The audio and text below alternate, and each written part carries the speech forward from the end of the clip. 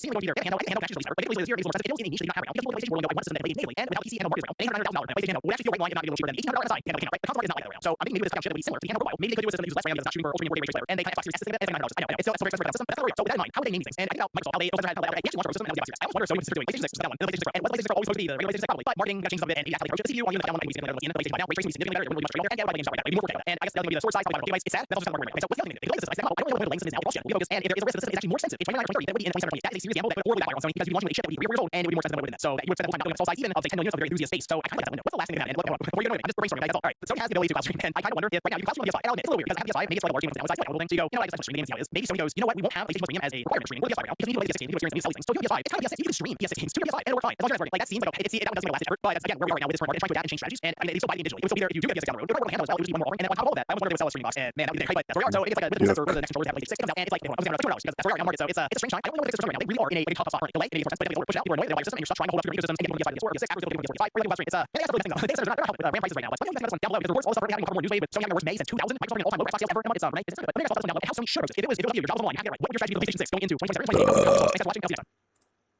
Hey, man, don't day. Welcome to California. Now, it's not California. This is wrong. These bills preventing people from selling papers, blocking technology, factory all over the country. One of them Delaware. While I was in California, at least I heard about California. They're doing something with these bills that I don't like, which is they'll say this passed in New York. So listen, you should pass it here. I will also note, since the introduction of this bill, this similar legislation has passed in New York State, so we are not the first in the nation to do this. That's not true because that bill only takes effect if they can prove that technology exists, which they have not proven. And the technology fundamentally will never work. Gemini thinks that I'm sponsored by Ground News. This is a part of a Glock. This is a camera flash mount. This is a silencer for a gun. This is a flashlight. This is a grip for a drill. This is a grip for a gun. This doesn't work because you can't tell what the intention is for a shape when you're printing it. And gun parts look like parts for everything else. Is it a bad square, a bad rectangle, a bad cylinder, or a good cylinder? Who's going to figure out if it's a good cylinder or a bad cylinder? Mistake, as they're looking through every single thing that you 3D prints as you print it. Because now everything that you 3D print is going to be sent to a government server or a contractor of the government. You know, maybe a private company like Fisma that will be able to see every single thing that you 3D print. I'm sure they're not going to do anything weird with that data. This is bad. This is a horrible law. The entire 3D printing community is built on 3D printers that are built on open source software, meaning that the companies can't shit and they can't make them worse. They can't say that if you want to be able to do 20 prints a week instead of 10 prints a week, you can do that if you pay a subscription because the software is open source. Anybody can modify the software, see the source code, remove restrictions that they put in there. You can't sell printers with open source software anymore if you have this locking technology requirement, which means your 3D printer can be enshittified the same way as your Nest thermostat, your Echelon exercise bike, or anything else, where they can add limits afterward because they're running on closed source software that connects to the internet. This is a horrible law. It's completely flawed. It's based on a complete misunderstanding of everything. And the author of the bill even admits this. She asked a very basic question. She said this. Just if you could respond to some of the opposition having to do with the technology that's used. I'm not trying to understand the first part of your question. I apologize. She admits this is not foolproof. Now, I don't believe, I may be wrong, but in order to allow for the printing that we're talking about here today, I don't know that it will be foolproof in preventing all printing, but we are going far. And I could explain this to you. And I already have. Listen, here's what we need. We need as many people as possible to show up and explain why this is a bad law. Sacramento, California, 8:30 a.m. this Tuesday, the 30th, 1021 Street, room 2200. Be there at 8:30. Be well dressed, be well groomed, and tell them why you think this is a bad idea. Stand there and be there in line. Bloomberg's organization is funding this. And that organization gets anywhere from $55 million to $80 million a year. They're going to be busting people in from everywhere. They're going to have t-shirts on, they're going to be well organized, and they're going to be well dressed, and they're going to be well spoken. I can't have it just be like me, David, and two other people. It's not going to work. The only way that we're going to make a market, and the only way we're going to make a market is heard around the rest of the country is as many people show up as possible. I don't want 30 people to show up. I don't want 300 people to show up. I want 3,000 people to show up. We have this place here where we are organizing everybody who's planning to show up. I'm going to leave a link to this down below. And if you do want to show up, email me if you want access to a chat server. We're discussing this. We're trying to organize pushback against anti-ownership laws on the books in every part of the United States. I want to try and make it so that when something like this pops up, we just have all the people that we have a record of. We're willing to show up for something that we can activate the show again. This is about living in a country where we own our software, we own our hardware, and we don't have a precedent set that a private company or the government is looking at every single thing we do with our hardware and our software, and above all, that identification is not codified into law. If these laws pass, your devices running closed source software and connecting to the manufacturer's server to work is literally going to be codified into law. Even if you don't 3D print, even if you will never own a 3D printer over the course of your life, this still affects you because it's a precedent. The government can write into law that a very popular piece of hardware run closed source software and connected to the manufacturer's servers. And we've seen time and time again on this channel with thousands of videos and thousands of articles on consumer rights that we keep when that happens that allows companies to enshittify their products and force you to pay subscriptions for things that used to be free. Take a $400 baby monitor and turn it into a subscription. Take a thermostat that used to work and turn it into one that doesn't work unless you give them $170 a year. Hell, Maria at the store is testing a fucking cat litter box that after 200 uses stops working unless you buy a new part to it. This is not a world I want to live in. Help me move towards the world I do want to live in. I can't do it by myself. I don't have $55 million to get people to show up. I have a YouTube channel with 2.5 million subscribers. And I'm hoping that is more fucking valuable than Bloomberg's money. I'm hoping that the fact that I've sat here for 14 years talking about the issues that matter to me and never read a single fucking sponsor ad allows me to trade that in at this point. For you taking the morning off on Tuesday and showing up to this here. I don't have Bloomberg's money. I can't spend $55 million a year organizing an effort. Like the last video that I did took me about 5 hours and it made about $22. I pay more for a single trip for my cat sitter. Even the still went away. Hey, show up. I'll be there. Email me if you have any questions. That's it for today. As always, hope you learned something. Let's win. Bye now.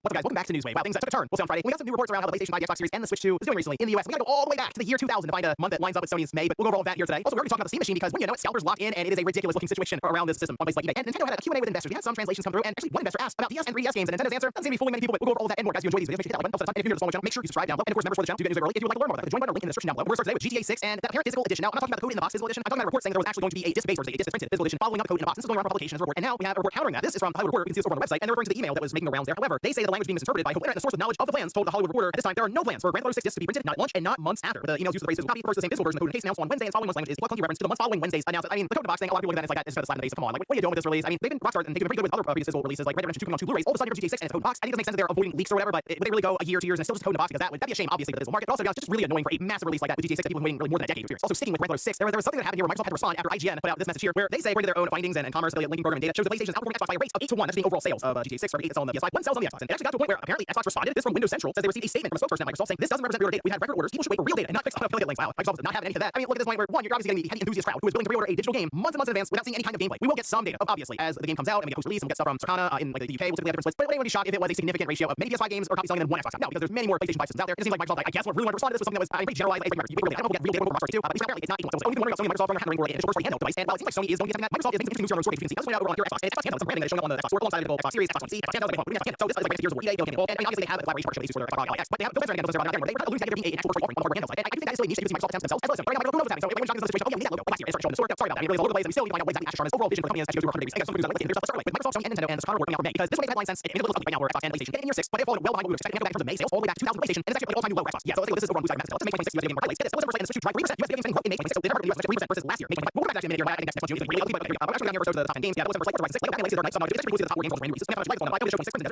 There's a series. What Call of Duty like 7 Mario Kart World. Now, this is where a lot of headlines were made, right? So you see, May 26% versus a year ago, $209 million. That's what you also a 43% drop in PlayStation spending. 50% in December. So the PS5 costs more money now. So it's drop in revenue, but it's more like more drop in terms of overall units. So it's really price increases in Xbox Series versus a year ago. Units like 12%. So that's selling hardware $1 million for making PS5 being $6 million. And it also mentions the students for 12 months in March now June. This is zero. 5.9 million US installed. It's the second best selling hardware in US history. Only the game has 6.5 million units. PlayStation hardware sales. Their lowest May total since May 2000. Xbox hardware sales were the lowest ever in May month. So the next Xbox second off. PlayStation May 2000 is an interesting time period here now because this was in the year where PS2 already released so the US we knew. But the PS2 coming out now was with May and 5 months later. So it was coming out before this. You knew this one game. It was also hardware and building. People obviously it's not similar to say last year when that time period the Switch 2 buying the Switch 2 and that's one of the reasons why like next month June it's going to make sense. Guess what we're compared to the Switch 2's first month on the market. We won't have the Switch now with the Switch 2 even sell well and cover up the systems because the Switch 2 on the previous year it's out there like even Switch 2 it will obviously into the first year this one so I think June I think we're seeing it right revenue goes down from previous June to this June and that's concerning because that is the issue that we have been having right we're running to especially as systems get more expensive like that all time the systems are going to price again here a few months right that's going to happen and it's going to reduce the just $1,000 and we're in a position where systems like PS5 digital start 600 and Xbox Series S now here's $35 and like hard time with those it's going to get worse in Series X flagships and they not like right so this is a very very awkward position right now for the console market even Nintendo is very excited about here in December I'll tell you now based on product trends out you know they're going to more coming out Switch 2 is going to next year I think here in February the Switch 2 is it's basically like because obviously the systems are what's happening with the DRAM situation where you have Micron and other companies and prices go up because it's driving like ideas there and this is the result of it when you're talking about consoles that feel overpriced consoles always that and people don't mind sacrificing on digital versus PC because we will find out because we going up and that's the price generation we will for now it's the systems are priced long so we got next month's numbers like June and we're trying to like number is falling and it's not able to that's all about the machine and you know sort of people who set their name and it's not like a long system but you check out which ones rich and cost figures about the shows you have that and sending emails you your money and it works so that happening some people the resellers when they do well a few of them like I'm going to go ahead and resell this thing obviously so I'm starting to get some messages from people like you're never believe this yeah the machine is on eBay for more than $2,000 I said hold on I go look and yes there were some that were more than $2,000 but that here the 2 terabyte model with control the baseline model starts at $1,000 short I was seeing about $1,500 $600 and it sounds weird I was like this side now reason that something that a 50% markup is all the trouble some of these sellers going through we're seeing a lot of times money and that makes it now I know I kind of like 50% markup of the machine we already sell people are paying around $5 so it's not like here's something you're going to make a bunch of This should be legal, but okay. Just say simple. Scope should be made illegal. As simple as you can't do that, you lose some civil rights. As simple as